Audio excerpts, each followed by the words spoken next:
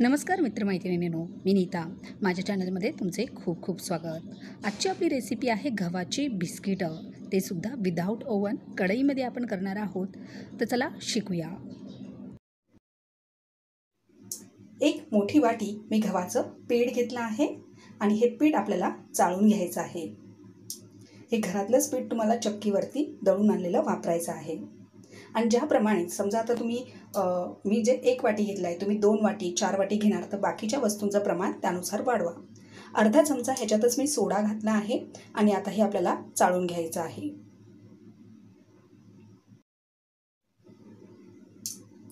मैद्याच्या बिस्किटापेक्षा गव्हाची बिस्किटं ही कधीही चांगलीच आणि घरातली तर अतिशय उत्तम.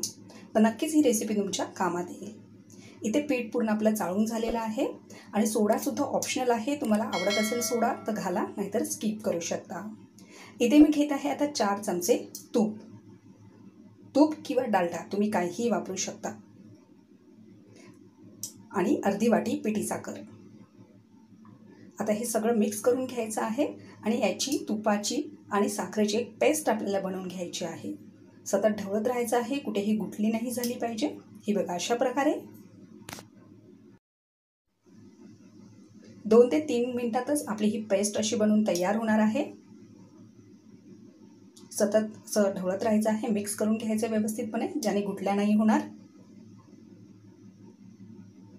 हे बघा, आपली पेस्ट मस्तपैकी बनवून तयार आहे. आता आणि गव्हाचं पीठ आणि सोडा जे मिक्स केलेलं होतं ते मिश्रण ह्याच्यात आपण घालणार आहोत.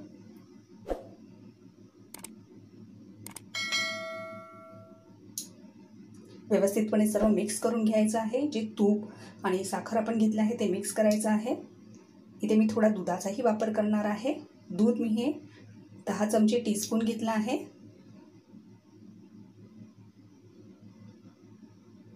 आता थोडं थोडं दूध घ्यायचं आहे. दूध एकदम टाकायचं नाही आहे, जेवढं लागेल तेवढंच आपण घेणार आहोत आणि पीठ आपण मळून घेणार आहोत. एकदम घट्टही नाही आणि एकदम नरमही नाही, असं पीठ आपल्याला मळायचं आहे. आता एका बाजूला मी कढई गरम करत ठेवत आहे. त्याच्यावरती अशा प्रकारे एक छोटा टोप ठेवा किंवा स्टीलचं स्टँड ठेवा आणि त्याच्याला झाकून ठेवा 10 मिनिटासाठी प्रीहीट करण्यासाठी, जेणेकरून लवकर प्रीहीट होईल.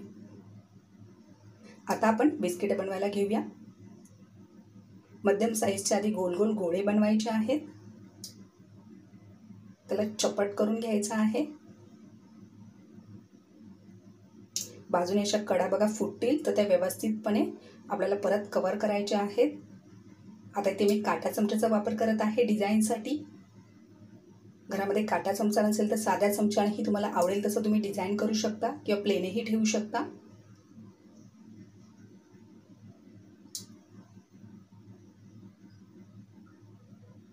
ज्या कडा सुटल्या तर त्या तुम्हाला व्यवस्थित कव्हर करायच्या आहेत.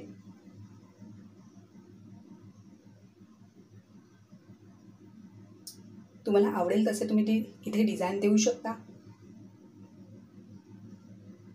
आता इथे मी चाळणीचा वापर करत आहे. अजून एक डिझाईन तुम्हाला दाखवते आहे मी. कडा कव्हर करून घ्या अशा प्रकारे. हे बघा, ही चाळणी तर असतेच आपल्याकडे, तर कडा व्यवस्थित आपण इथे करून घेऊया. तशीच सर्व बिस्किट मी बनवून घेते.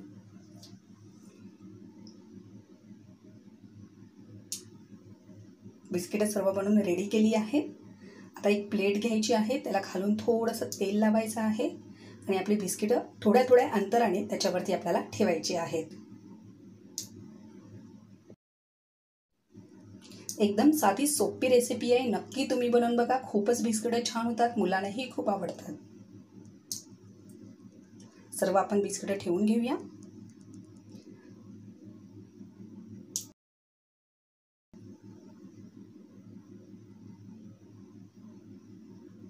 आपली कढई सुद्धा बेकिंगसाठी तयार झाली आहे. आता ठेवायचं आहे आपल्याला बिस्किटाची प्लेट यावर आणि व्यवस्थित कव्हर होईल, कुठेही वाफ जाणार नाही असं झाकण वरती लावून ठेवायचं आहे.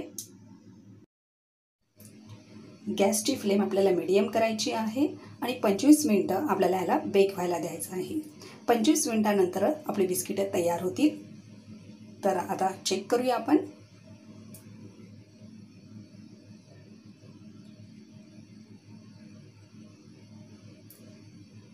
हे बघा आपली मस्तपैकी बिस्किटं तयार झाली आहे.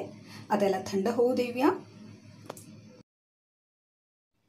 जेव्हा आपण प्रथमच कोणतीही गोष्ट करतो तेव्हा आपल्याला उत्सुकता असते ती बनते आहे की नाही.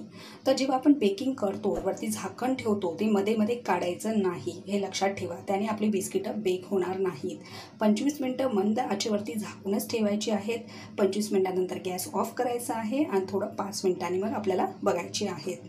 हे लक्षात ठेवण्यासारखी गोष्ट आहे, विसरू नका. तर माझी ही रेसिपी कशी वाटली कमेंटला नक्की कळवा. नक्की ही रेसिपी बनवा. लाईक, शेअर आणि सबस्क्राईब करायला मात्र विसरू नका. भेटूया पुढच्या व्हिडिओमध्ये.